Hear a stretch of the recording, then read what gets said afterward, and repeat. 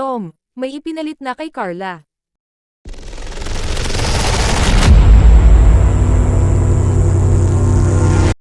Mahigit 2 taon ding namalagi si Tom Rodriguez sa Amerika before he decided to return.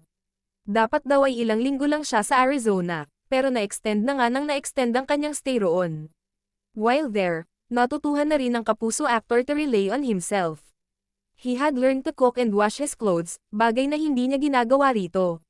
But it's worth learning life lessons.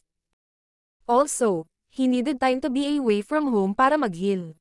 Taong 2021, months after he and Carla Abellana got hitched, ay nagkahiwalay sila.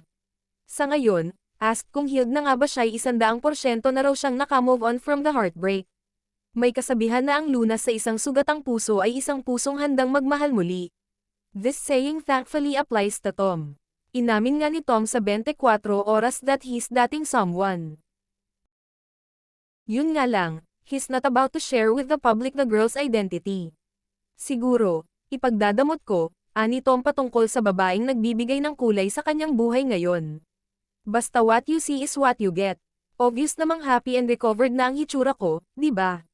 Pagbibida pa ng aktor. Of course, Tom's girl piques anyone's interest. Na-meet ba niya ito during his US stay? Pinay rin ba? Taga-showbiz. May balak din ba niyang pakasalan yun? The list of questions is long as it is intriguing.